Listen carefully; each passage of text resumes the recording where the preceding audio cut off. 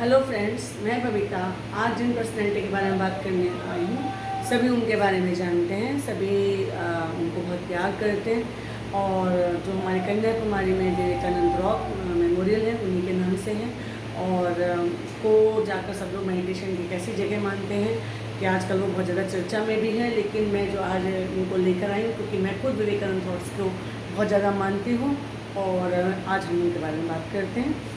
He was born on 12th January 1863 in Calcutta, very reputed family. और उनके जो father थे वो एक अटॉर्नी थे और मदर भुवनेश्वर देवी हाउसवाइफ थी। बहुत ही लर्नड और बहुत ही एक एजुकेटेड फैमिली में इनका जन्म होता है।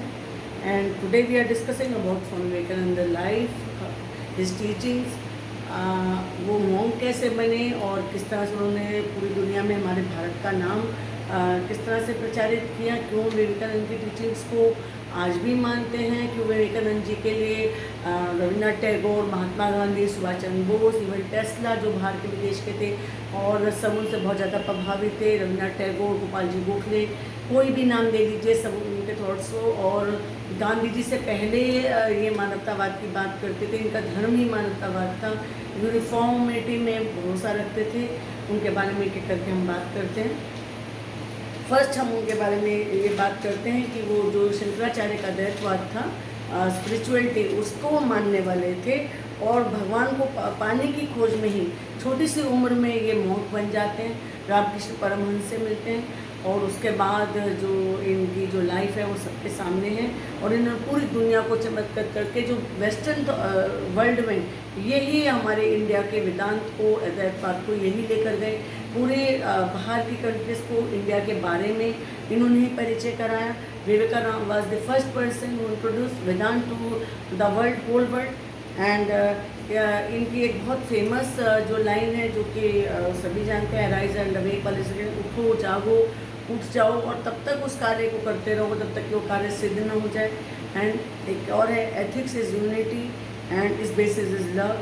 The more selfish is a man, he more immortal he is. But what the universe says, uniformity is the main thing for him. और ये कहते थे all world is a unite family, सारे पूरी दुनिया को ही एक भाईचारा के रूप में मानते थे। उसमें चाहे वो ये कहते थे, चाहे वो अमेरिका में पैदा हो, चाहे वो बंगाल में पैदा हो, दिल्ली में पैदा हो, इवन मतलब किसी बिहार के किसी छोटे से गांव में पैदा हो, सभी एक उस परमात्मा का अंश है। जिस बात को हम अद्वैतवाद कहते हैं, जिसको सिस्टर शिवानी, जिसको आज हम one God, one family, one uniformity बोलते हैं, उसको कितने साल पहले 1800 शताब्दी में समझ लीजिए 12 जनवरी 1863 में इनका जन्म होता है और जुलाई 1902 में इनकी डेथ होती है। 40 साल का केवल इनका जीवन था। उस 40 साल में इन्होंने क्या क्या किया है। 1893 में शिकागो में विश्व धर्म के जो सम्मेलन होता है उसमें इंडिया का प्रतिनिधित्व करते हैं और जो उनके फेमस स्पीच है जिसके बारे में पहले भी एक वीडियो में बता चुकी हूँ, माई सिस्टर्स एंड ब्रदर्स करके जब ये स्पीच को शुरू करते हैं तो कहते हैं कि 2 मिनट तक हॉल में तालियां बजती रहीं कि कौन ये मॉन्क आया है, कौन ये बारे में बोल रहा है। और इन्हीं की उस स्पीच को सुनने के बाद जो श्रीमती एनी बेसेंट हैं, वो इनसे शिकागो में मिली थी, वो इंडिया आती हैं। इन्हीं की स्पीच से बहुत सारे लोग प्रभावित होते हैं, इंडिया के बारे में जानते हैं या हमारे इंडिया में आते हैं। और बचपन में इनका नाम जो नरेंद्र नाथ दत्त था, वो शैतान लड़के हुआ करते थे, ज़्यादा वेस्टर्न ख्यालों को भी पहचानते थे। इन्होंने सब तरह की बुक्स पढ़ ली थी, वेस्टर्न थॉट्स पढ़ लिए थे, इंडियन थॉट्स पढ़ लिए थे, हमारे सारे धर्म पढ़ लिए थे सारे। इनकी जो माता थी ना भुवनेश्वरी देवी, वो धार्मिक महिला थी। इनके घर में राम का, कृष्ण का, महाभारत का, रामायण के पाठ चलते रहते थे। पिता बाहर अटॉर्नी थे लेकिन घर का ये खुद इन्होंने एक बार कहा कि ये अपनी माँ से बहुत ज़्यादा प्रभावित थे। इनके अंदर जो शुरू में धर्म के जो बहुत ज़्यादा इनके अंदर शुरू में धार्मिक रुझान आया था वो माँ की तरफ वजह से ही आया था। कहते हैं जब ये छोटे से थे तो घर में कोई भी सन्यासी आता था तो उसको सारी चीज़ जाके दान कर देते थे, मॉन्क से बहुत ज़्यादा प्रभावित होते थे। उस वक्त इनको इतना नहीं मालूम था कि आगे चल के क्या करेंगे। वो शैतान बच्चे होते थे। कलकत्ता के प्रेसिडेंसी कॉलेज से ग्रेजुएशन करते हैं, जहाँ सुभाष चंद्र बोस भी पढ़े हैं, जैसे रविन्द्रनाथ टैगोर भी पढ़े हैं। बंगाली इनको आती थी और जैसे सब लोग नॉर्मल होते हैं कि परिवार में जिस तरह में पढ़े लिखे लोग थे, किसी ने भी नहीं ये सोचा था कि मॉन्क बन जाएंगे, लेकिन ये सत्य की खोज में हम भटकने लगते हैं। और जब उनके पिता की डेथ हो जाती है तो थोड़ा सा इनके घर में आर्थिक संकट भी आता है, तब ये मतलब इन्हें समझ नहीं आता है कि इनको ये, हाँ इनको विज़न आते थे, इनको वो विज़न आते थे कि एक विज़न तो आता था कि एक भरा पूरा परिवार है, बड़ी अच्छी सी ज़िंदगी है, वैवाहिक लाइफ है और अच्छे सेटलमेंट। दूसरा आता था योगी का, योगी बन के पूरे संसार को शिक्षा दे रहे हैं, फाइनली ये फिर योगी ही बनते हैं और उस सत्य की खोज में ही ये भटकने लगते हैं। सबसे पहले ये बंगाल में, कलकत्ता में केशव चंद्र सेन से मिलते हैं, जिन्होंने ब्रह्मो समाज की स्थापना की थी, जो कि रविन्द्रनाथ टैगोर वगैरह भी थे, जिसमें केशव चंद्र सेन ने जो राम मोहन राय जी का ब्रह्म समाज था, उसके बाद एक दूसरा ब्रह्मो समाज बनाया था, उस पर जाकर ये मिलते हैं। उसके बाद केशव चंद्र की प्रेरणा से ही फिर बाद में जाके रामकृष्ण परमहंस, जो कि दक्षिणेश्वर के एक संत होते थे कलकत्ता में, रामकृष्ण बोलते हैं कि इनको जब रामकृष्ण पर जाकर इनकी सारी खोज खत्म हो जाती है, इनको समझ में आ जाता है कि मुझे इन्हीं से मिलना है। रामकृष्ण जो थे वो काली माता के बहुत बड़े पुजारी थे और मंदिर में रहकर वो पूजा करते थे। तो उस टाइम भी नरेंद्रनाथ को ये नहीं मालूम था कि उन्हें क्या करना है, लेकिन वो उनके पास बैठ जाते हैं, मेडिटेशन सीखते हैं उनसे। उनको कहते हैं, काली माता उनको दिखाई देती थी, वो इनको भी कहते हैं कि आप काली की पूजा करें। शुरू में काली, क्योंकि पूरी एक इटर्नल देवी है जो कि महाशक्ति है, उसकी पूजा करें।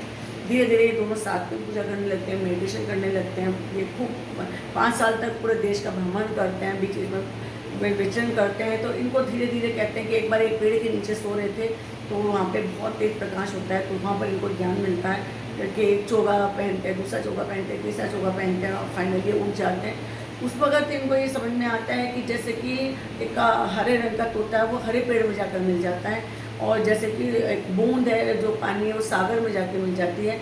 ये इनको ये चीज़ समझ में आ जाता है कि we all are one, only one God is there, और परमात्मा है, जिसे अद्वैतवाद शंकर जी का है कि हम सब लोग उस एक परमात्मा की संतान हैं। सबके अंदर एक ईश्वर वास करता है, जो कि गुरु नानक जी की भी थ्योरी है। मैं इस थ्योरी को बहुत ज़्यादा मानती हूँ, और इसी थ्योरी को इन्होंने जाके 1893 में शिकागो में जाकर बोला कि माय सिस्टर्स एंड ब्रदर्स, पूरी दुनिया को एक माना। और इनकी इसी थ्योरी की वजह से ये कहा करते थे कि मेरा धर्म, my religion is in kitchen. मैं ऐसे धर्म को नहीं मानता कि जो किसी विधवा के आंसू ना पहुँच सके। मानवता को ये श्रेष्ठ धर्म मानते थे, इनका धर्म ही मानता था।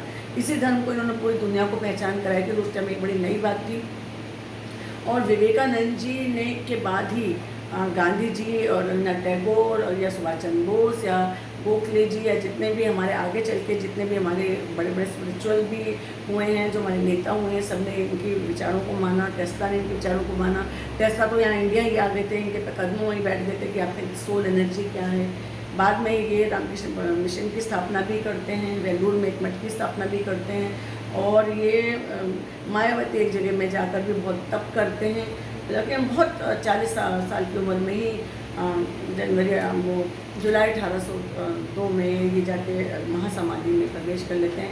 जब इनके शिष्य जाते हैं तो देखते हैं कि महासमाधि में विवेकानंद जी चले गए। इस तरह से अपने शरीर को छोड़ देते हैं। अगर अल्प जीवन था, लेकिन इतना कुछ कर गए हैं, इतना कुछ टीचिंग्स दे गए हैं कि इनकी टीचिंग्स तो इस तरह की हैं। ये इनकी टीचिंग्स हमारे को सबको बहुत ज़्यादा रोशनी देती है।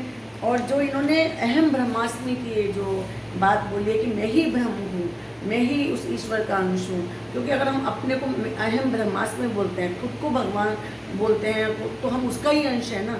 तो इसीलिए हम जो मानवतावाद की बात करते हैं, ये विवेकानंद जी के थॉट्स हैं, जिसकी वजह से हम हमारे अंदर दया है, करुणा है।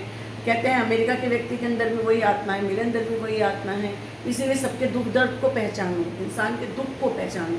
तो वे कहते हैं कि अगर आप इंसान के दुख को पहचानने लगेंगे, जो कि कुछ कांते की भी एक फिलोसफी है, जो कि वेस्टर्न थॉट्स वाला हुआ है कांते, कि आप जो अपने लिए नहीं चाहते वो दूसरों के साथ भी ना करें। ये हमारा एक वेस्टर्न थॉट्स है, अगर कांटे की थ्योरी है, वो भी कुछ इसे हमारे वेदांत से ही निकली है, शंकराचार्य के अद्वैत से, जिसे विवेकानंद मानते थे, जिसे आज पूरी दुनिया मानती है। वो कहते हैं कि जैसे कि हम अपने सिबलिंग्स को लव करते हैं, we all love our siblings, तो उसी तरह से हमें ब्रदरहुड में चलना है, हमें पूरी दुनिया को एक ब्रदरहुड में लेके चलना है। उसी तरह से कि जैसे सिबलिंग्स को प्यार करते हैं क्योंकि हमारे पेरेंट्स से हैं, इसी तरह से हमें पूरे ब्रदरहुड को, पूरे वर्ल्ड को लेके चलना है, क्योंकि सभी आत्मा उस परमात्मा से मिली है, जो कि सबका ही गॉड है। वो अमेरिका के व्यक्ति का भी गॉड है, वो भारत के व्यक्ति का भी गॉड है।